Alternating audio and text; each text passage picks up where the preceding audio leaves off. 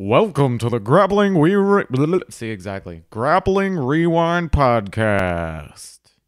Welcome to this week on the Grappling Rewind Podcast. In this week's show, we're going to recap who's number one, Kaynan Duarte versus Rodolfo Vieira. We're going to recap Fight to Win 159, and we're going to preview Third Coast Grappling 5 and Submission Underground, whatever Submission Underground number this is, 19. 74. As always in the show, I'm your host, Maine, and the co-host, Josh. How you doing, Josh? Hanging in there. We are once again remote. Again, apologies last week for not getting the video show up on YouTube. I just was unable to sync all of the footage, and I couldn't get it done. Gonna work it again this week. Regardless, the show will go up. It might only be audio again as we try to figure out the remote situation, but, you know, we're going to bring you the show as best we can when remote. Josh, we got some news this week. Not a ton of news, but still a few fun things here and there.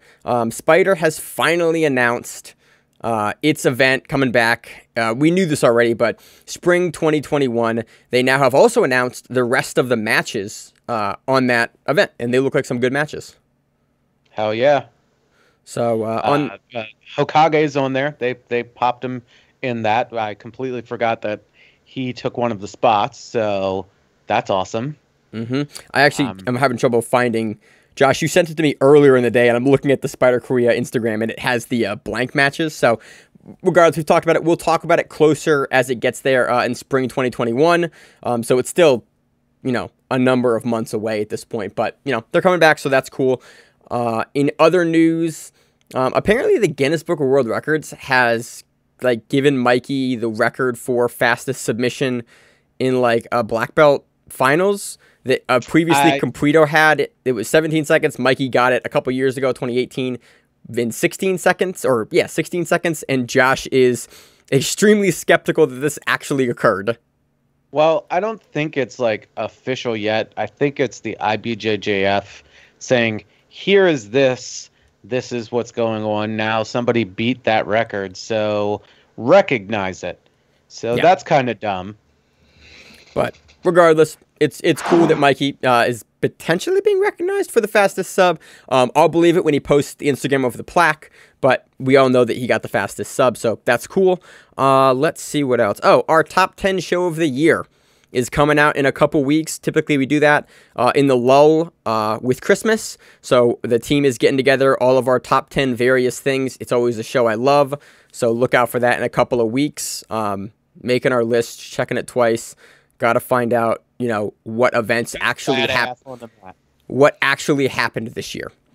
Let's see. Oh, in other news, Josh, you kind of gave me some more information about this. There was a really big judo event in Japan this week for what weight class was it to determine who was going to make the Olympic team?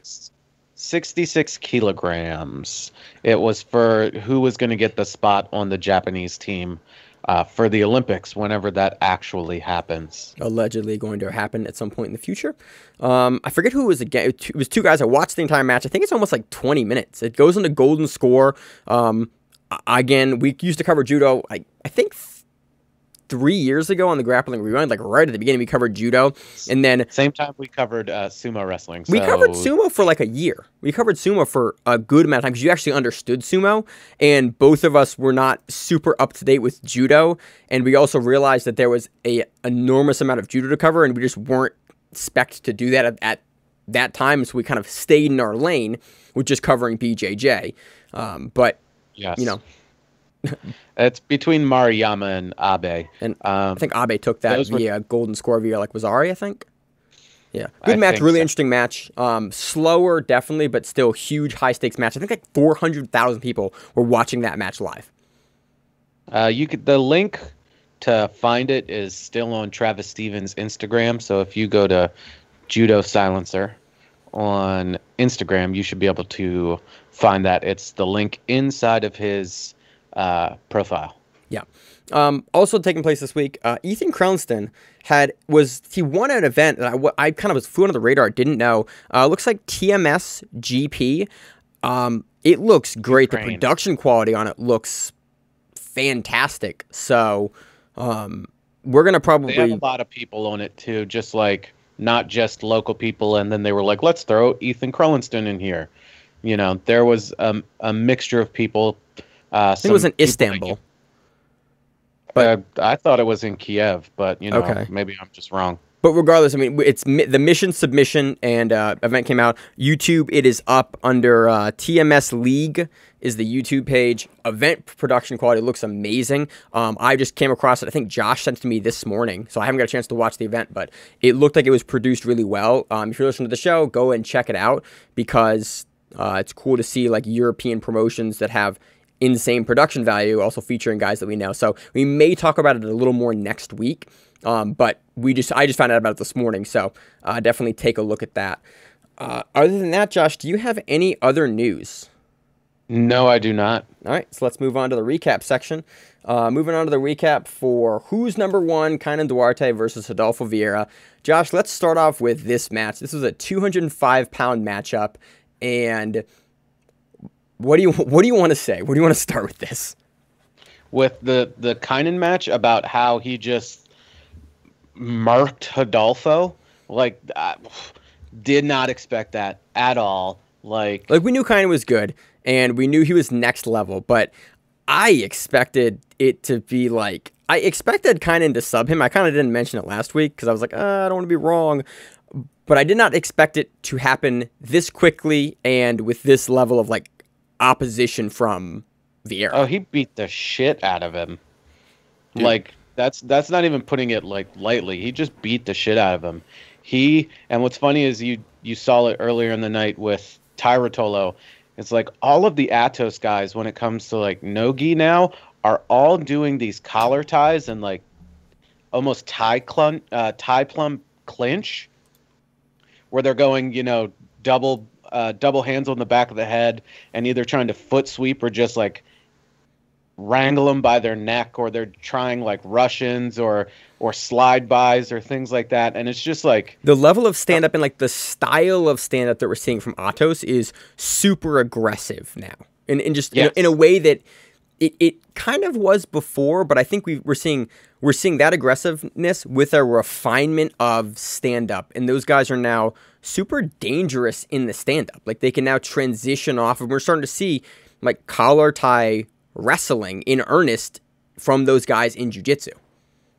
They're doing a lot of like Greco-esque type stuff where they're staying like up top for body locks and things, but they're also mixing in like knee taps and things like that, and it's pretty wild. And again, like this blew my mind how quick this match went by. How was it, like 2 minutes? 2.5 minutes, something like that. But Viera, like, he looked lost almost. And what's funny is like after last week, I had gone down in my basement and was looking for something and happened upon an old Gracie magazine with would have been Rodolfo 2013, I think, is what in the year it was. 12. It was 2012 magazine. Yeah. Yeah. So. And it had Rodolfo on the cover of it, and it had Buchecha misspelled on the bottom. Yes. The old spelling of Buchecha.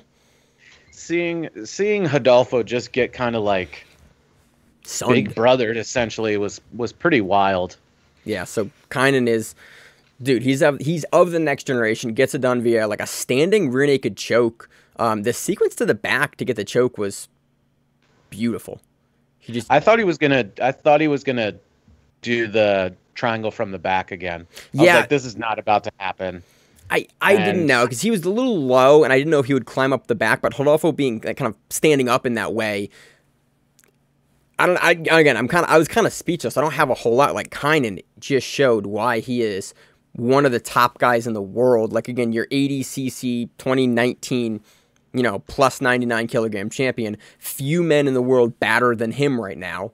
And showed it. Now he's off suspension for IBJJF. We're going to see a lot more of Kaynan Duarte, and this sort of is not a big changing of the guard moment, but it kind of a cementing of the modern jiu-jitsu players, and like, oh yeah, there's been a ton of development in the last even few years. And that now I'm even more excited now for Kaynan to go against Gordon again. Yeah, I'm super excited. He had some really good call outs in the post fight. I think he talked about wanting to fight, might have been Penna. It was Penna in the gi, and then he wanted to go against Gordon and against, I'm blanking on who the other no-gi guy was. And as soon as this match ended, I was ready to go to sleep. So it ended. I went, holy shit, and then closed my computer and went to bed. Yeah, but so I missed regardless, the call out. I really want to see him fight. It was like super respectful, but it was also like, I want to see that match again. It's been 2 years since we saw that match in IBJJF, and Kaynan has done nothing but get better, and Gordon has done nothing but get better. So very, very curious, because that was a super close matchup 2 years ago, where I think Kaynan was beating Gordon for a good portion of that match, and then Gordon pulls it out at the end. So really, really want to see that matchup again. Go back and watch the fight very quick.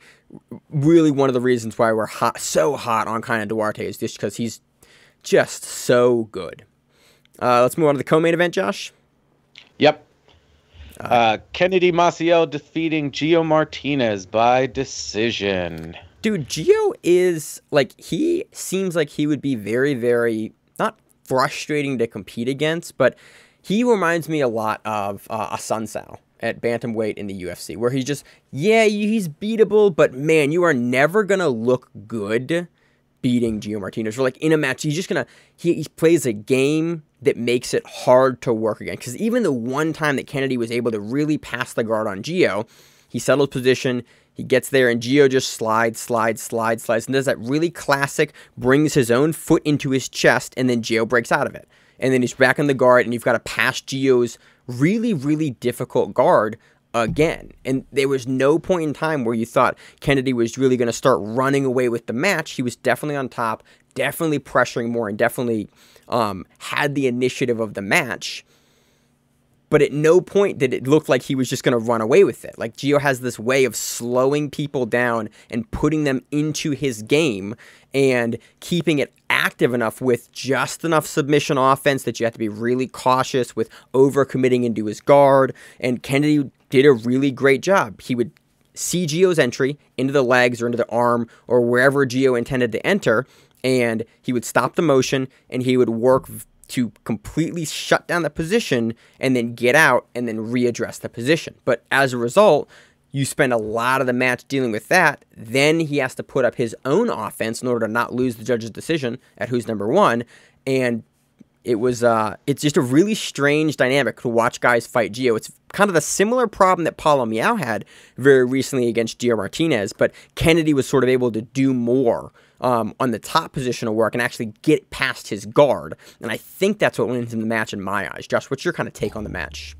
I mean, you pretty much covered it. I think Kennedy is just physically bigger than Geo, even though they're fairly similar in weight. They even talked about it on the card, but it's just the nonstop pace that Kennedy put on. But watching this match made me want to see a rematch between Kennedy and Tye Ruotolo, even though they're now two different weight classes. I would love to see them go at it again. Yeah, that was ADCC quarterfinals, semifinals, semis. Yeah, that was a really, really good match. I haven't seen that match. Both gentlemen were on the card.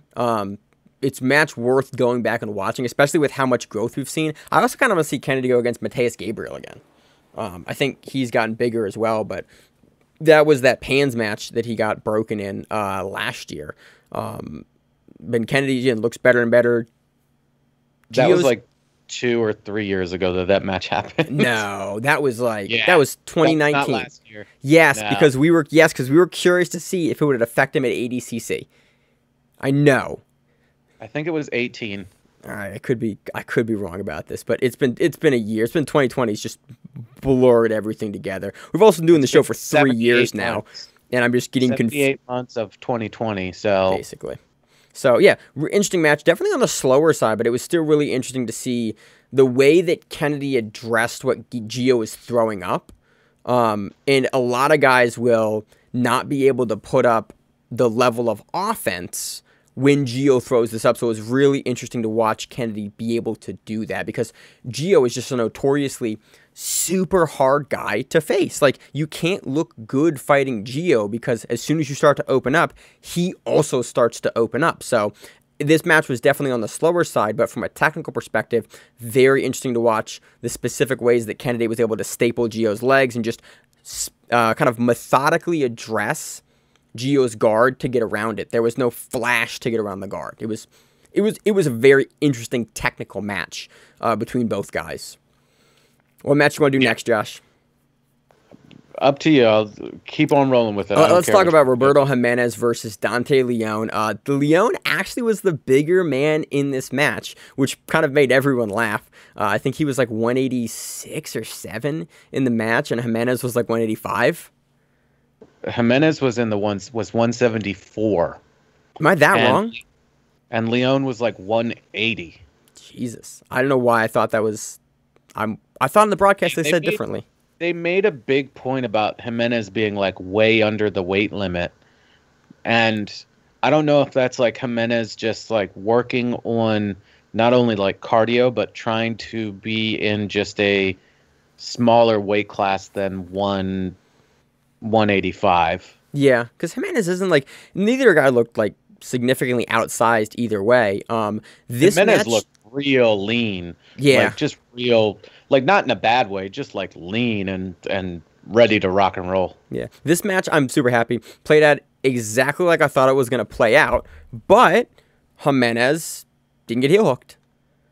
And well, Leone's not really like a heel hooker. He's more of a knee bar guy. Knee bar. And after we did the show last week, I was thinking about that. I was like, yeah, he can definitely do him, but he's definitely more of a knee bar guy. And Jimenez historically has not been caught with the knee bars. He gets caught with the heel hooks. And so I wanted to kind of amend my pick after last week's show. I was like, I don't know. I still would have probably gone with Leone, but after seeing the way that he was able to address the leg locks, get out, and even pathway to the back for a couple points in this match, again, super impressed with Jimenez here. Like Dante Leone, silver medalist at 80cc. Both these guys are now similar weight to 77. I know Dante would have to cut, an extra 10 kilograms to make 77 from the weight he was at this match, but I'm impressed with Jimenez's defense here. He really doesn't let Dante Leone do that kind of fold over entry into the leg that we've seen him use on a lot of different guys. He addresses it well. We see Jimenez using a body lock to the back a couple of times here. His back control looked really good. He had Dante in some places where he really had to defend hard. And overall, I think wins a relatively comfortable decision here. His ability to get on the back and stay there for a while, I think cemented this in my mind, and kind of, again, another reason why we're really hot on Jimenez. Curious that he was so low in weight for this match. I'm kind of curious to see if he maybe intends to, I don't know how much lower he can get. I mean, he's a young kid, so who knows? He can mess around with his body weight much easier than somebody that's older. Right. But one of the things was he put the pace on Leone, and when this match was over, and mind you, it's 15 minutes long, he didn't even look like he was competing. He was just like, yeah, whatever. I remember, and Leone looked exhausted. I remember in the early Third Coast Grapplings, when Jimenez was still a brown belt and we were covering him, I remember just the pace that he put. Might have been Third Coast Grappling 1, maybe Third Coast Grappling 2. The pace that he put on guys was breakneck. And that's the first thing that I kind of caught me about him was, yeah, we knew he was good, but in actually watching him compete, just the pace. And I think we saw a little less of that recently, but it's interesting to see him down in weight against a grappler that historically is a little lighter as well, and then him being able to throw that pace at Leone consistently for 15 minutes. Like at no point in time did Jimenez look like he was going to slow down, and that was kind of, it was interesting to me in particular about this matchup. So, any other kind of technical pieces you want to talk about for the match, Josh? Overall, really good match. We're super hot on both these guys. Again, most of the guys on the card we're super hot on. That's why I'm a big fan of who's number one. These guys will face each other again, and I'm very curious to see what will change in the future. So it's a cool match because I know in 5 years we'll see these guys again. Any other pieces, Josh? Nope. All right, let's move on to Vagner Rocha taking on John Thor Blank. I mean, Vagner doing his Vagner thing, John playing guard. Yeah. And, like, I was expecting John to, like, sort of change tactics as after that first like good heel hook grab, that was it. There wasn't anything like of substance left, but not saying that, Thor looked bad or anything like that. He was great at regarding, keeping in that half butterfly, half guard type thing. It's just Vagner just was on top and heavy and just being Vagner. Yeah, it was really, we've seen a lot of Wagner's matches in the past year contend mostly on the feet. I think the match with Tanquinho was right before ADCC, and that was the last match from Vagner before ADCC that I really think we saw a ton of his work on the ground. Most of his matches recently have been kind of standing collar tie, post on the forehead matches, so it was really interesting to see Vagner, again, up a full weight class at 185. Historically, Vagner was a 170er, I think in UFC he was a 55er, basically a full weight class, and the ability for Vagner to play on top here was super impressive to me. The way that he was able to get on top of John's hooks, begin to pass, negate the leg lock attempts from John, because we've seen John hit, tons of guys with the heel hooks. That is his bread and butter from bottom position. He gets underneath you, he pushes you away, and he breaks your leg off. So it was really interesting to see Vagner be that willing to play on top and be able to keep John away and keep him from being able to get all the way underneath and out of the side to the leg. Like, we just haven't seen this from Vagner in, what do you think, Josh, about a year?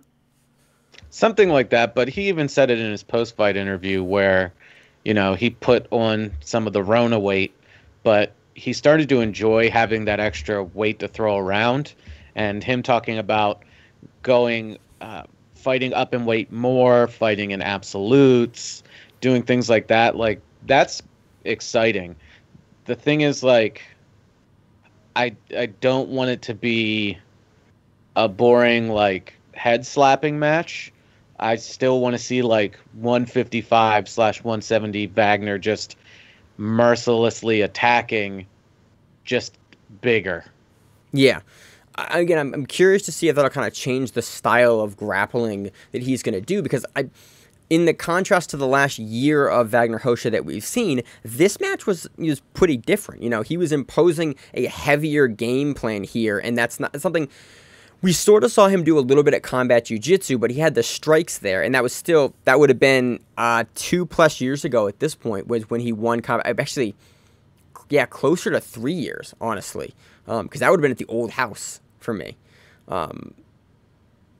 Yeah, that was almost 3 years ago at this point, and so that was for the last foray that we saw that super active ground fast work of Vagner. I'm curious to see. It's been 3 years. He's 3 years older. He's what, 38 now? 40?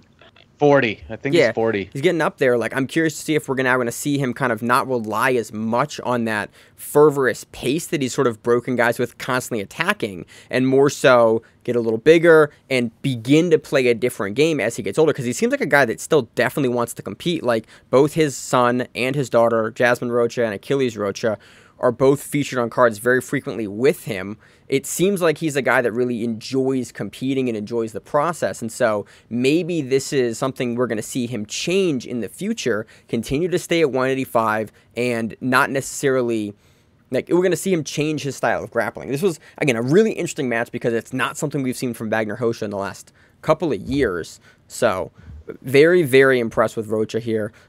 John is a super dangerous guy from the bottom, and Rocha was just able to sort of, after that first attempt, just negate it and stop even the entries, which was the most impressive thing. Like, usually John can get under guys and get away and start an entry and guys have to defend, but Vagner was able to stave off the entries, and that's, for me, technically what was most interesting here. I need to go back and watch and figure out exactly what he was doing, but Thor gets entries on guys, and Vagner stopped that, and that's sort of my takeaway for the match. Yep. Any other takeaways, Josh? I mean, Wagner's got them heavy legs now, I guess. Just keeping everything back. Yeah. Really impressive. So, next match, you want to do Bastos or want to do Rotolo? Bastos. So, Mayssa Bastos taking on Grace Gundrum. This would have been, I think, Grace's second match at black belt. Bastos is, the rooster weight champion now. She is the roosterweight since Rokako Yuasa has sort of retired. Grace recently beat Patty Fonte. What? Gone MIA. Yeah, pretty much. We're not quite sure what's going on with Yuasa. So Grace recently beat Patty Fontes, who's number 2 and number 3 at the weight class, taking on Mayssa Bastos. And damn, Bastos still got it versus the Youngblood. With the thing is, like, she knew don't go in the guard. Like, don't get stuck there. So she would come up, she would sweep fairly easily, but then come up and feel uncomfortable and then immediately try to like lace over and come into a leg drag or force the leg drag position. And it's pretty interesting, like how she would give up the position to try to come back up. And it wasn't until 5 minutes left that they really, really turned it up. Yeah, there was a big switchover with about a third left in the match. So, I mean, there's lots of small technical details. The first 10 minutes is probably on the slower side of things, but just seeing the little bits and pieces of what's going on, like, you'll see that Grace can compete with the upper echelon of the lighter weight females. It's just a consistency thing, and is she going to be able to like get it done in the 10 minutes? Is she, going to try to wrestle more? Is she going to play the point game at all? Like, will she do Nogi Worlds? Things like that. Yeah. Overall, a really interesting match. A little bit of a setback for Grace. She's been on a pretty, skyrocketed upward trajectory for a little bit. I think this is her first big loss that we've ever covered her on the show. There's a Flow article that says it's the first time she's lost since she was like 12 or 13. And Josh and I'm not certain that's correct. But I, off the top of my head, cannot think of anything. Regardless, really interesting matchup. Both ladies are very young. I think Grace is more of a 105er. I think she walks at like 112. I think both of them are that light because, I mean, off the top of my head, I think rooster weight at IBJJF is like 109 in the gi. Yeah, I forget what it is for women. I think we said it was what, 112 for men or 120 for men? 122 for men? 121 or 122 for men. Yeah, I always mess up the no-gi versus the gi for the men. But yeah, the women's is, I think, 10 or 11 pounds lighter than that. Yeah, regardless, interesting match, definitely slower. The last 5 minutes of the match really pick up, and I think that's where Bastos really starts to kind of take away with it when the pace increased. But overall, good match, very interesting to see kind of. This is the matchup that I wanted to see. So I think Bastos takes a pretty clean decision here, but I would love to see this in another year. I think it's a matchup that'll look really good in another year. I foresee that we're probably going to see it, very frequently, especially given Grace's submission win over Fontes, who's right at the top of the heap. So I think we'll see Bastos and Grace go back and forth. Overall, I think Bastos really cements her #1 spot here in the Roosterweight division, though, with this win. Moving on to the last match we're going to cover on the main card. Tye Ruotolo defeating Kody Steele via inside heel hook. I know this is one that you really wanted to talk about, Josh. Dude, the kid is 17 years old.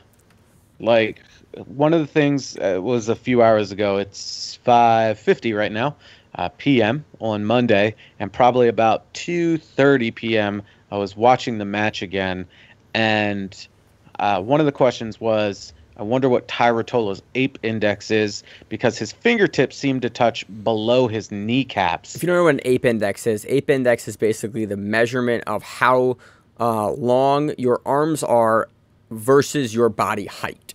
So typically your height is equivalent to your wingspan. So every additional inch after that your wingspan is larger than your height is it height or is it another metric? I think it's height, isn't it, Josh? Yeah. Yeah, is basically contributes to your ape index. And Josh and I both think that Rotolo must have a crazy ape index because his arms are freakish. His limbs are freakishly long. Which makes sense that his Darce game is so crazy good. because the darts game is typically a game for, longer limbed guys, but we're starting to see him foray into the heel hooks, Josh. He's foraying into a whole lot of things. It was hilarious that, like, he almost took himself down trying to do, like, those foot sweeps from the head tie. He got it, though. I mean, that one that he takes Steele down with is amazing. Well, that was, like, more of a knee tap type thing, but still, like, the kid is sick. And then if you watch his passing, like, the brothers have the video on the stomp passing where they'll step on your legs and Josh, go through. it's leg pin passing, I'd have you know. Whatever. Stomp passing. Yeah. But also the way he pivots on his own knee to change angles to pass the guard is ridiculous. Like, the kid just flows. It's wild. And again, 17. So there's no ceiling yet. Yeah, no, he's literally not even in, like, the pre-athletic prime. Like, literally still a child. Like, and that that with absolutely no disrespect at all. Like, still a kid. And what do you think he's ranked now? Number 2? Number 3 at 170? Who's won at 170? Who's the champ at 170? I don't know, but top 5, easily top 5. I forget what they ranked him after this win, but I think Steele was number 9, and he subbed Steele with the inside heel hook. And, like, in the dying minutes of the match, too, at that. Yeah. Like, both Rotolo brothers are going to be scary. It'll be interesting to see if Cade, like, joins his brother in the same size, as Tye is apparently the bigger one that has I feel like started to hit puberty more. I feel like Tye is going to be a weight class above. I just feel like his brother, like, Tye just got bigger not right after ADCC, because he had put on all the weight because he cut all the weight, but like when he started competing again after ADCC, you saw the brothers next to each other, and you saw that, like, Tye was visibly the larger man there. So I'm curious to see if we'll see Cade, like, move to, like, 160, and we'll see, 170, and Tye continue to move up to, like, almost 185 as he gets older. That would not surprise me at all, just given the kind of the stature of the two brothers. But, dude, Rotolo looked so good here. The only one to get a submission on the main card, versus, again, Steele, who is notoriously kind of difficult to sub, also top ranked in the division. There is no ceiling for Rotolo. We saw him historically struggle with the leg locks earlier in his career, and by that we mean, like, when he was 15 at trials in 2019, in ADCC trials. I think when Nicky Ryan got him with the heel hook, was it? I always forget who fought who. I think Cade that fought? Nicky Ryan. Was it Nicky Ryan? I always forget which brother fought Nicky Ryan. I think it was Tye. Okay. I think it was Cade. I don't know. I think it was Cade, but that guy with a heel hook since then worked on that defense, improved that defense, and now we're seeing them go for, especially in the Grapple Fest match that we saw both brothers on, we're seeing them throw the leg locks more and more and sort of begin to incorporate that as a tool that they have, and that was on display here. Gets it done. Inside heel hook. Any sort of technical pieces that you want to add to the match, Josh? No, I mean, just go back and watch his passing and watch what he does with his legs, and, like, the, like, misdirection he causes with not only, like, the way he looks, but the way he moves. Yeah. A lot with his hips. You see him kind of, like, start to set Steele's hips like he's going to make one motion, and then do a really interesting misdirection to get around it. His passing reminds me a whole lot of Terere's passing, where it's just, like, this smooth dance that he does. Yep. He also has that really, like, high, like, bent over posture, and he can reach all the way down from almost like a road position on your legs while leg pinning you, which is just, I got to imagine that's a nightmare to deal with, because his arms can reach you, like, at the same length that your legs are. So realistically, usually when you have a length advantage on your legs, I'm guessing a lot of that gets negated because Tye's arms are just so long. I'm really curious to see how they both kind of leverage that in conjunction with the leg pin passing in general. But yeah, overall, we're just seeing more amazing stuff from Rotolo here. I do not know who we match him up against with next. I want to see the Kennedy matchup, like you said. Everybody. Just throw everybody at him. I just want to see it. I don't care. I kind of want to see him against Jimenez, not going to lie. I want to see him against Buchecha. I want to see him against whoever. I don't care. Yeah. I just want to see him against Mikey. I want everybody. Gi, no gi, freestyle wrestling, checkers, pickup sticks. I don't care. So, I want to see it. Super hot on Tye Ruotolo. Again, as usual, I think who's number one? Great event. Love it. A lot of the matches went to decision, but that is sort of what happens when you have the best in the world competing for ranked spots. Overall, really good event. Matches that I was super happy for. Definitely watch it if you have not watched it because, these are the best grapplers in the world. Anything else on who's number one, Josh? Nope. All right, so moving into our recap of Fight to Win 159, let's talk about a couple of the matches on the main card here. We kind of went a little long with who's number one, so you want to start with the main card, Josh? You mean the black belts? I want to start with the black belt top of the card match, Josh.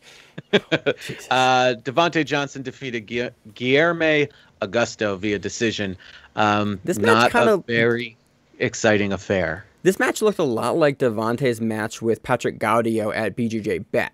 Again, that's one of his more recent matches, but again, a lot of stand-up work, a lot of looking for the grips in standing up, and then there was a couple, I think one really good pass attempt from him, and then maybe one or two really good pass attempts when Guillermo was on top. Guilherme. What'd I say? Guillermo. Oh, Guilherme was on top, and overall, that was a lot of the action in the match. Josh, do you have anything else you want to add to the match? Yeah, I don't know why the fuck the ref kept starting the match back on the feet. They'd be in guard and they'd be like, all right, back to the middle and on your feet. I'm like, what the hell is going on? But that was it. So that was the match. Next match, we have Johnny Tama defeating Jackson the Guy via decision. The white and white geese here kind of threw me off when I was trying to cover the match because this is such Nagai and Tama are both so grip heavy and so intricate players at the weight. I almost need to see different color geese here because the white and white just know the person on the bottom is more than likely Tama. Yeah. Tama has a crazy guard. We've seen Nagai play from the bottom a lot too. We've seen them both play from the guard. The thing is though, Tama was I'm staying underneath, and that was the name of the game. Nagai tried to throw a few flying things, and the commentators, one of which was Tubby Aliquin, kept saying those were attempts. I was like, that's not an attempt. I mean, it's an attempt, but it's not a catch, if you will. Similar to what we saw with Geo versus Kennedy, where it's Geo would begin to enter into something that could turn into an attempt, but it's the initial, that's that initial space before you get into what I would consider an attempt. Yeah, it just not where I would think it would score anything anyway. The decision, I felt it should have went to Tama, so, I mean, there's not much more to add to that. Yeah. A very intricate grip game from both guys for pretty much the majority of the match. Next match, we have Jessica Flowers defeating Talita Nogueira via decision. Same thing. You have two world champions going against each other. Talita playing guard and Flowers, trying to get by and attacking the turtle. And a lot of attacking the turtle in this match, but really never able to get the hooks all the way in and really, never able to really open up the turtle and start to demonstrably attack the back was kind of what I was a little surprised with here.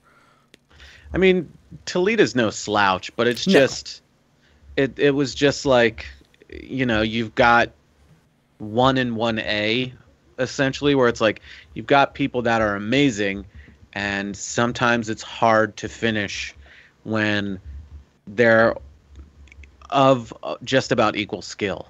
Yeah. Very, very, very, very close match overall. Flowers definitely on the offensive more, so in the fight to win rule set, I think she takes a pretty clean decision here, just given how she was attacking the turtle. I think it's two or three different pretty good turtle attacks to get towards the back, but never really able to set a lot. Just more active. That's sort of what we've seen from Flowers when she takes decisions on fight to win. She just usually wins it with, with activity and just her ability to kind of positionally dominate her opponents, and then that's what we see here. So that was the match. Josh, want to keep going down the names because I'm gonna start butchering them horribly, and we learned that again last week. You looked at the name underneath Jessica's, didn't you? And you were like, nope. I know his name. I know Matt Frivola. Okay. Oh, well, look at you. Fancy. He defeated Tony Way via decision. Eric Nadon defeated Colin Taylor via decision. Chase Rome defeated Julius Mobley via decision. Pablo Lavaselli defeated Christopher Torres via submission, bow and arrow choke. Chris is actually one of our training partners. He's originally from Florida and moved up here right before the Rona. And then, I think he's also down there for Masters Worlds, which is also happening this next week. So I've actually never met him, by the way, because I have not trained since. Away from the gym, and you have a broken spine. That's understandable. So I will meet him one day when we have the Rona vaccine and I can train again at the gym. Good guy, very old school type game, but knows the new stuff too. So it's a very fun training partner. Leonidas Villagran defeated Benjamin Zapata via decision. Jason Valle defeated Rory Every via decision. Mark Peace defeated Edwin Mossmiller via toe hold. Josh Soder defeated Kevin Gallagher via decision. And Eric Alaquin defeated Enrique Marche via decision. On to the brown belt matches. Joey Lugo defeated Pat Cherf via armbar. Gerardo Carrero defeated Michael Casera via submission. Thiago Alves defeated Ian Robinson via split decision. Chris Crawford defeated Kevin Granados via decision. We cover Crawford a ton. He's a dude that will go everywhere to compete. I covered him most recently at the Egg Guard, too, that I did commentary on a couple of months ago. He came up from Florida, and I was like, I thought you were an East Coast guy. He goes, nah, man, Florida. And I was like, you are everywhere. He goes, I like to compete. So it's cool to see him actually getting on Florida cards in his home state. Kevin Kowski defeated Brian Vaca Sanchez via decision. Philip Rowe defeated Stanley Rosnelos via decision. I'm getting all Nick Merckx here and getting super close on here. Thiago Alves defeated Garrett Smith via straight ankle lock. Michael Rodriguez defeated Jay Enoch via decision. And George Fernandez defeated Matt Drinnen via knee bar. On to the purple belt results. Ramiro Leon defeated Felipe Porto via decision. And Leon retains the fight to win 205-pound championship belt for the purple belts. You like how I led to that to see if you could actually read it? Josh, you know what it is. You know that I read what belt they are, and then I read if there's a submission of the night, and I read if they retain the title. Other than that, we don't let me read names for a reason, and that's why you're here. And, technical analysis that I don't have. Sure. Anthony Valdez defeated Jordan Sainz via decision. Diego Dominguez defeated Franklin Lara Quente? Sure, by heel hook. Jordan Peterson defeated Carlos Brown via knee bar. Ismael Sanchez defeated Alex Kopp via injury. Rita Rojas defeated Natalie Robertson via decision. Megan Cawley defeated Shauna Ormsby via decision. Adam Stuck defeated Tanner Tuck via inside heel hook. Bruno Arujo defeated Damon. That is not his real name. Damon Dirt McGirt via cross choke. Shout out to ODB, Old Dirty Bastard, rest in peace. Francisco Popsidero defeated Joshua Marsh via decision. That's probably Joshua. It actually probably is spelled that way, by the way. I've seen that before. That probably actually is the spelling of his name. Joshua, not Joshua. Sure, yeah. Mindy Henry defeated Brittany Way via heel hook. Kevin Ryan defeated Keith Pastrana via decision. And Emilio Pereira defeated Sean Arklay via heel hook. On to the blue belt results. Whew. Josh, been a while, hasn't it? You're rusty with Grappling Rewind names. It's been a whole week. Alana Gonzalez defeated Destiny Brandt via Kimura. Taylor Clark defeated Jolene Sunga via decision. Feliciano Hernandez defeated Andre Robergale. Oh, Glock. There we go. Thanks. Andre Glock via decision. Too many names. Daniel Lyons defeated Rafael Delgado via decision. Joao Alves defeated Michael Vildestreit. Oh, man, that is a hard one. Yeah. You're struggling with blue belts, Josh. Julio Diaz defeated Sebastian Dalset. This guy has 17 names. Via decision. Angelo Trevino defeated Luis Rodriguez via decision. Nico Welcher defeated Dallas Evans via footlock. Steve Marzaragos defeated James Badley via decision. Melina Sessa defeated Emily Harris via decision. On to the kids and teens matches. Jesus. Alana Delva defeated Lily Crack via decision. Jocelyn Molina defeated Elizabella Lopez via submission. And Sarah Brett defeated Samantha Pathier via submission. So that does it for results of Fight to Win 159. Thank you, Josh, for not making me do that because I'm terrible at names. Moving on to our preview of Third Coast Grappling 5, taking place December 19th, starting at 7 p.m. This one is headlined by William Tackett taking on Felipe Andrew. Josh, how do you see it going down? Ooh, you're putting me on the spot here. AKA, you're making me guess. That's honestly, I think that's a great way to put this. Like, this is sort of a guess. Like, I could see this going either way. I do want to lean Felipe Andrew. He's been a black belt long.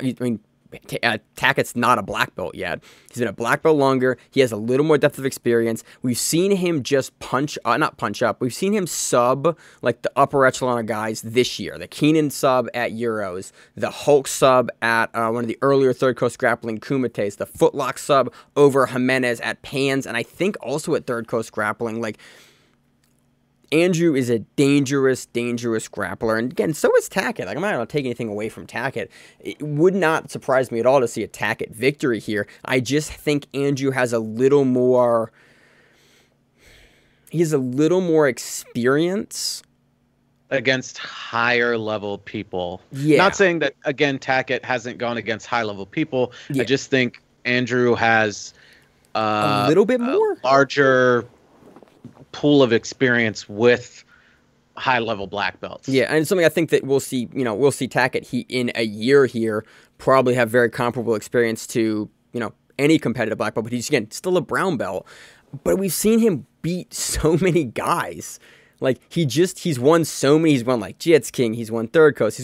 He's won all of these tournaments. But, again, so has Andrew. So, stylistically... You know what it is that we're not factoring in?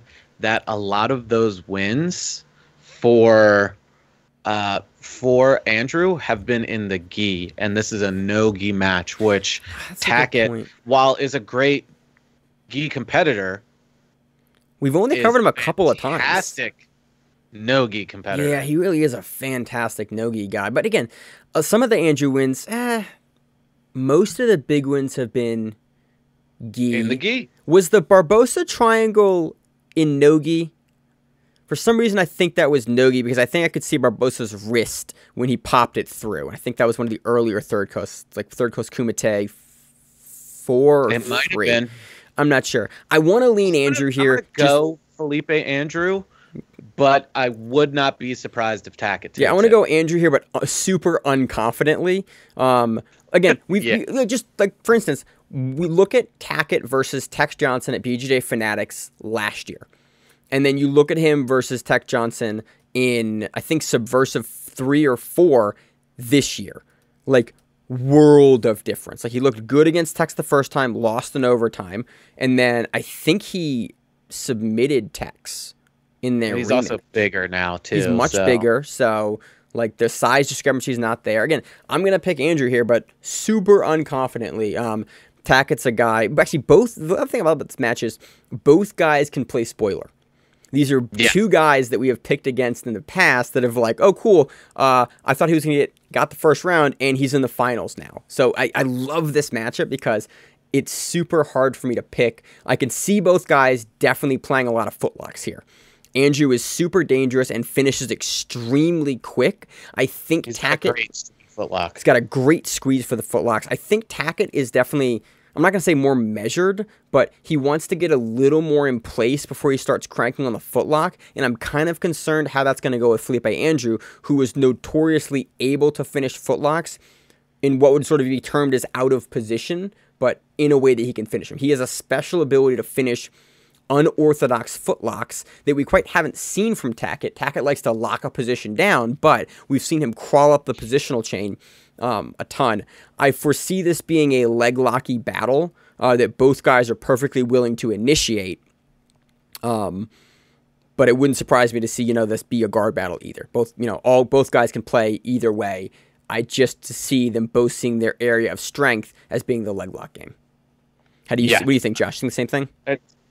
Yeah, pretty much. Again, would not be surprised if Tackett takes it, but I'm leaning Felipe Andrew. Yeah, really great matchup. A great headline matchup because it's so there's so much I don't know who's going to take it. That's always what I love to see. Next matchup we have Thiago Macedo replacing Mikey Musumeci versus Johnny Tama. We just saw Johnny Tama this last week, and we've covered him a ton. Recently in quarantine. He's been really, really active. Josh, how do you see this one going? I kind of want to lean Tama just because I feel like it's in the gi. Tama is, again, no gi world champion, but has been really, really strong in the gi, and I think that he'll probably slow Thiago down from the bottom, get on top, and potentially then start throwing, the submission offense that we've seen him throw on Fight to Win recently. Have we seen Thiago at all this year? We might have seen him at Pans, at Gi Pans. I think we saw him. I do not know if he medaled or not. It's hard keeping track at that event. But again, I also don't have a ton of tape. I have a ton of tape on Tama recently, and I'm very familiar with his game. Especially we covered him versus Nagai this week on the show, so it makes me easy. I'm also a super biased picker. That if I've seen you compete in the last 2 months. But that's openly. I try to talk about it in the show, where my biases lie. If I've seen a guy compete in the last few months, I am much more likely to pick him versus a guy I haven't seen in 3 or 4 months. I don't remember the last time we've covered Macedo. It might have been at a Fight to Win, but it might have also been at a major because there's been a lot of majors in Texas and Florida this last year. So off the top of my head, I'm kind of struggling here, but. Kind of want to go Tama. Tama's going to pull guard, and I think he's going to start working from there, doing a lot of collar and sleeve, a lot of Berimbolo style work, a little bit of lapel stuff. I'm going to lean Tama, and I think he'll take it by decision. He tries to finish, but I think Macedo is good enough to defend most of that, but I think Tama will take a decision. Yeah, Tama by sub. Collar choke from the back. Going big. Ooh. Next matchup I'm super excited for. John Combs versus Pedro Mourinho in no-gi. You mean head squeezer versus head squeezer? You mean guillotine versus guillotine battle, baby? Give me that shit. I'm so excited for this matchup. Both guys... I think Combs talked about it on a podcast recently that he was he has 63% of his wins are by guillotine. And it's just some insane percentage of most of the time when he wins via guillotine. And Pedro Mourinho also, I think the most famous Pedro Mourinho picture that we have is him at Nogi Pans. No, sorry, was it Nogi Pans or was it Nogi Worlds? At brown belt versus Jimenez, the day before Jimenez got his black belt, when he beat Jimenez and he finishes the match trying to murder him in that guillotine, and Jimenez keeps driving forward on the double leg, and the match ends, and I think Pedro took it via points. Very, very talented guillotine guy. Also great leg locker. Combs also a good leg locker too. So I'm gonna go Mourinho via knee bar. Really? Yes. I would pick him via heel hook if I was going to pick him via leg lock. Knee bar.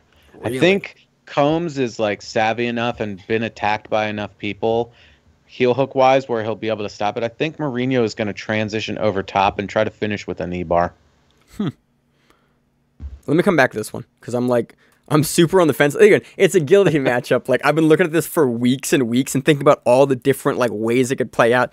Both guys are going to go for the front head. I think Combs is overall a better wrestler, but I think Mourinho's bigger.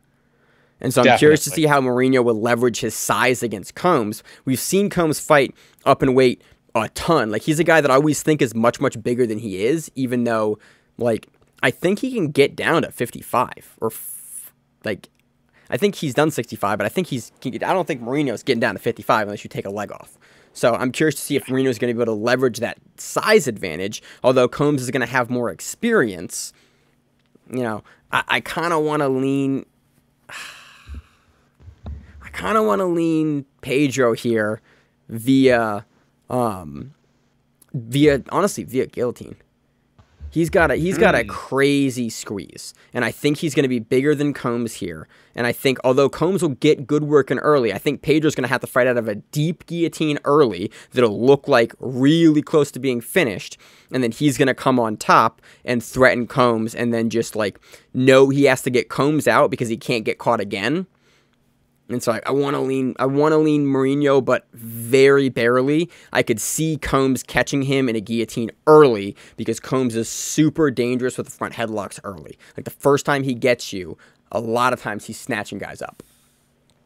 Next matchup, we have Kody Steele versus Edwin Najmi. This one got announced, I think, today or yesterday when we're recording this show.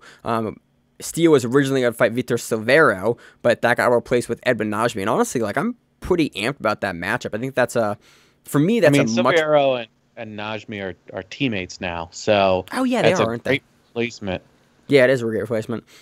How do you see it going? I mean, it's a no-gi match, so we're gonna see Najmi get slammed if it's legal or not. If it's a no-gi match, not if it's a match, Najmi's gonna get slammed. Do you think he's gonna throw the flying triangle on Steele, and how do you think Steele will address that? Najmi doesn't give a shit. He'll throw it. He'll throw whatever. He doesn't care. But, like, how is Steele going to recover from the loss from this past weekend against Rotolo versus Rotolo? And how savvy is Najmi with lots and lots of leg entanglements? Yeah, we saw Najmi got with a heel hook versus Gary Tonin very quickly at ADCC 2019. I think that's the last time I recall Najmi getting finished via leg lock. Josh, do you recall a time since that matchup, a little more than a year ago at this point? Not that I can think of. And, I mean, Najmi has an amazing straight ankle lock that everybody knows about and has known about since blue belt for him. Blue or purple belt for him. So, you know, he's messed up many a foot. I'm leaning Kody Steele just because he's been more active, and I'm gonna say he takes it by heel hook. Really, you think he's gonna grab Najmi here? Yep. I feel like he's gonna come in and not respect the game of Najmi, but I feel like Najmi will try to fight early from the feet. Look to set up the collar tie and flying triangle. Steele will be very hip to it because it's Edwin Najmi. In no-gi, Najmi just has a little more difficulty throwing that because he doesn't have the grip on the collar there, so he has to get kind of closer to you to throw it, but he's going to stand upright. I think Steele is going to counter off of the triangle, get to the mat, and then he's going to work for the back, and then from the back go to the legs, and then I kind of want to lean him via leg lock as well. I feel like he's not going to be worried about Edwin's game on the legs, and he's just going to try to power through it. And that's sort of how I see it going. Again, Najmi, it wouldn't surprise me to have Najmi like be able to pass off of that and go to like a mounted triangle then to his back, which you've seen him finish before. I think we saw him finish that at one of the earlier Third Coast Grapplings. I think Third Coast Grappling 4. We saw him do the same thing from his back, go triangle, and then, from mount, go triangle, and then switch to his back to finish that. That wouldn't surprise me here either, but I think someone's getting subbed here because both guys are just willing to aggressively throw, and both guys are good enough to counter off of what the other person puts up. Next match, we have Andrew Tackett versus Damian Anderson. This is no-gi, and this is no time limit, sub only. Tackett. How do you think he gets it? Heel hook. Really? I think rear naked choke. I think he's going to get to the back. I think we're going to see him path to the back. I think it'll take a while. I think he's going to really slowly work. He's going to measure out his pace here, and he's going to pass. He's going to get to the back with Damian Anderson, and then he's going to be real patient. Or I think he just... Tackett, heel hook, under 5 minutes. Tackett, rear naked choke, 6 minutes. Maybe. Okay. Just a guess. Next match, we have Jordan Holy versus Ruben Rivera in no-gi. Holy, heel hook, 2 minutes. I think, yeah, I'm going to lean Holy here. He's just got a really nasty... He's got a really nasty heel hook game, and you know what he wants. And he looked great at CJJ. Yeah. You know, and he was beating everybody pretty quickly. Yeah. I think it's a safe bet to say Holy will win by heel hook. I don't think it will take him that long. Not, you know. He's a notoriously really quick, like, starter and finisher. Like, he does not waste a whole lot of time. He's going to hit you pretty hard, pretty fast at the beginning. He's going to get to where he wants, and then he's just aggressively just going to hunt you on the ground because he's not really looking to play a positional game at all.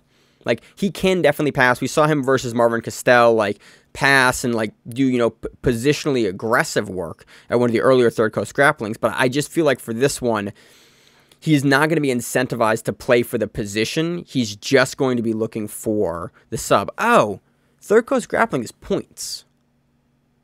Yeah. I forgot about that. That's why they made it specifically the Andrew Tackett matches, no time limit, sub only.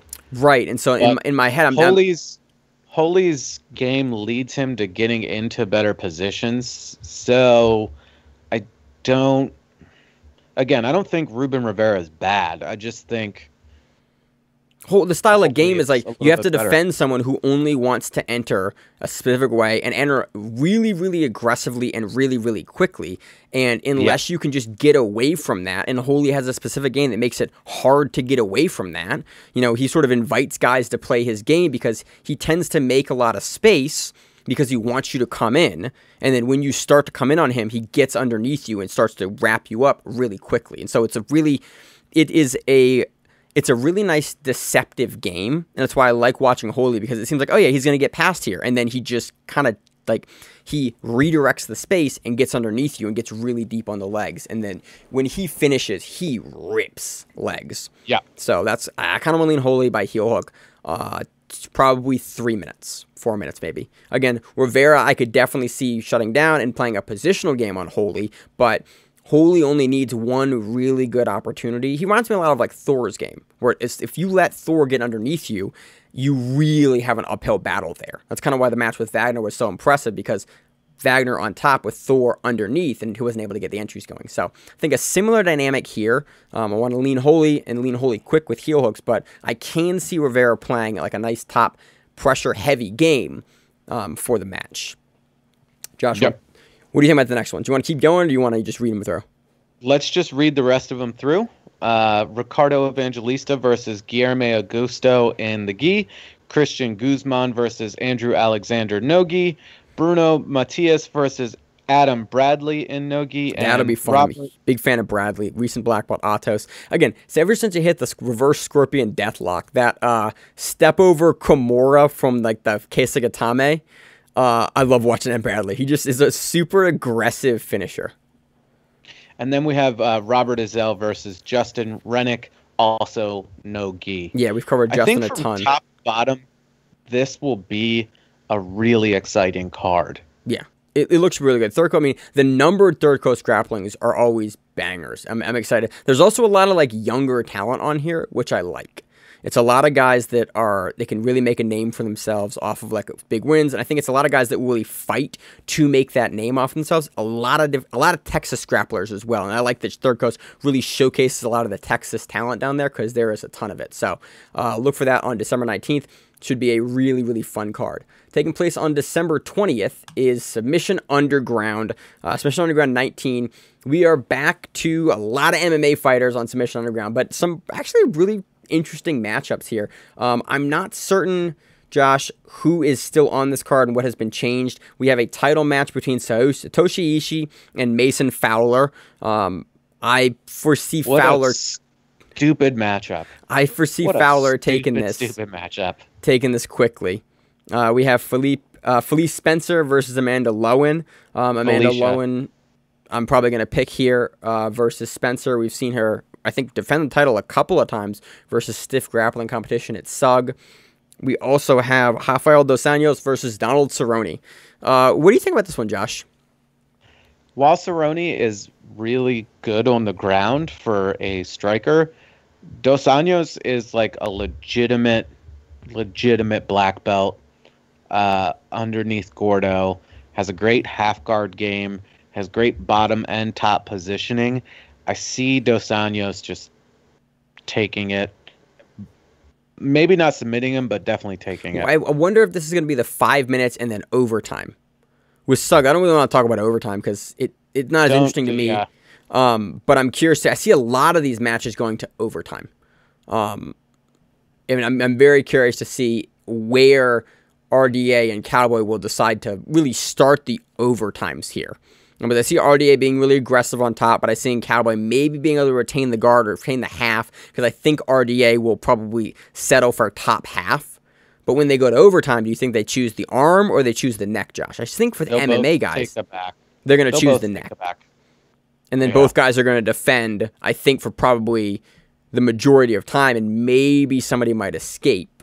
And that really is kind of a coin toss for me for who escapes first in one of the 3 overtimes for SUG here. So, also on the card, we have Anthony Johnson versus Fabricio Verdum. I'm guessing Verdum's going to probably take this in a couple of minutes. Verdum's going to pick him up and drop him on his head, and or pull guard and triangle him. Yeah, the pull guard triangle would not surprise me at all if you've watched Verdum fight ever. He does that a lot. How fat is Rumble going to be is the real question. I think Rumble just got signed to PFL or to, was it PFL? I thought he went to Bellator. Is it Bellator? Yeah, it's Bellator, because there was a great meme with Corey Anderson posted like immediately after Rumble got signed that was like it was somebody coming around a corner and it was Bellator title, and then it had Anthony Johnson come out in front of it and he goes, "Man, I can't have shit," and it was just a super great like self-aware post that he's gonna have to fight Rumble Johnson, and that sucks. Yeah, it's Bellator. Yeah, I see Verdum. Yeah, Verdum via triangle wouldn't surprise me here, given that Verdum has a propensity for triangling folks. Next, we have Brett Primus versus Craig Jones. Craig Jones, 25 seconds, heel hook, done. We don't have to talk about it anymore. 22 seconds. And then we have Kevin Casey versus Gabriel Checo. I'm guessing. I kind of want to lean. I don't really know. This is going to be a weird one. I could see this being a match where one guy pushes the other guy into the fence and onto the ground, and it's a half guard battle on the ground that goes to overtime. And I can see Casey maybe being a little slower versus Checo in the overtime, but neither would really surprise me a ton. Josh, what do you think? I have no opinion on this match because I honestly don't care for it. All right. I'm not a huge fan of Kevin Casey in general. And I'm not really a huge fan of Checo either. So, all right. That one, All right, so that expert analysis right there. Super helpful, Josh, as always. So that does it. I don't think, but that's all that's happening this following week. We're still going to find the match with TMA. Not TMA. What was the organization, Josh? Something that Krellinston will continually win if TMS. they keep inviting. Yep, TMS. I'm going to find some results for that and find some match footage for that and go through that this week. Other than that, what do you have going on, Josh? We're gonna start getting stuff together for top 10s the following week, not this week, but the next week. Always a massive undertaking that we wait till the middle of December to do every year. The last minute, we all wait until like 10 minutes before we record, and we're like, oh, these matches. Yeah. Now we've been better. That was the first year. We've been better the last couple of years, but then 2020 was the dumpster fire that it was. So I don't have a nice cohesive list like I've had in the last couple of years. So it'll be. Are there matches? What? Yeah, it was in the first 6 months was a little interesting. So look for that in a couple of weeks. It's always it is always one of my most fun shows of the year because we just talk about wild moments that happened in 2020. And if 2020 has been anything, it is wild. Josh, what you got going on this coming week? Probably going to watch Charles Oliveira beat the brakes off of Tony Ferguson again. Oh, my God. And then work. Dude, that whole card was crazy. If you didn't watch UFC 256 or so, whatever that was. 294. Dude, watch Brandon Moreno and Davidson Figueiredo. That shit was fire. That was like, dude, both those guys are now in the top 5 for most punches thrown, significant strikes thrown in a bout.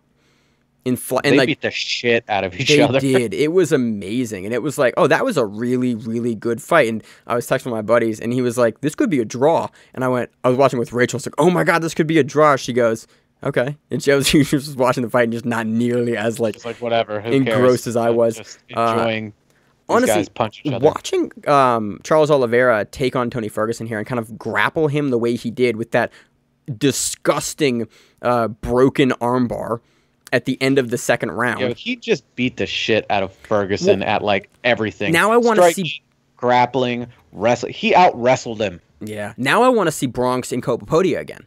Because Bronx historically competes in Copa Podia once or twice a year. I kind of want to see him like back in grappling because I'm curious to see, like, I think he has the most submission wins in the UFC history. I think that's correct. Something crazy. And yeah, you watch Tony Ferguson just not tap to a extended, hyper-extended, super nasty armbar. It was definitely dislocated, and like he let go, and like the arm straightened out and went back into place. But he didn't use it for the majority of round 2. Yeah, it was pretty nasty. So overall, great card. Go watch that. Mackenzie Dern also fought on the card, took a close decision victory. What else? Jacare Souza got Jesus Christ punched in the face by Kevin Holland, and every single strike that Kevin Holland threw looked like it rocked Jacare. I have a great post on Reddit where I agree with someone's post about that. I was like, yeah, that thing you said, I agree with. Well, he hit him. And, like, Jacare leans back, and you're like, oh, he's half dead already. Yeah, and then he covered up. You're like, oh, and then Kevin Holland realizes, like, oh, yeah, and just beat the shit out of him. 1 minute, 45 seconds. I was like, Kevin Holland's here to stay. He exercised Jacare. Dude, his soul is gone. 5 wins in 7 months in the UFC. Whatever. He just beat the brakes off of him, too. That was awesome. Yeah, R.I.P. Jacare, but... Great event, great week of fights, coming out. See you in Bellator soon, Jacare. Yeah. So overall, I got nothing else, Josh. I'm just gonna continue to lift a bunch of weights and watch strongman like I've been watching this last week. And I'm gonna watch video games and eat my sadness. Nice. So it's a terrible way to end the show. Hope everyone's having a happy holiday, and we will see you soon. As always, in the show, I'm your host, Mangel, the co-host. Josh. And we are the Grappling Rewind. What? Happy Hanukkah. Oh, I thought you just messed up my outro. Happy Hanukkah. And we are the Grappling Rewind. We will see you on the mats whenever that is. Stay safe. If you like the show, please consider sharing it on Facebook with the folks at your gym. It's the best way that we grow the show, and we really appreciate it. You can reach out to us on email. We also have Instagram. We have Facebook. We have Twitter. We have Google+. Until that shuts down. We have a website. If you have an event you would like to have us cover, please let us know. If you have a name, like most people do, and you'd like to have us stop butchering it, let us know. Reach out to us. The show is also available on YouTube, Spotify, in addition to iTunes and every other podcast service. We very much appreciate your time, and thank you.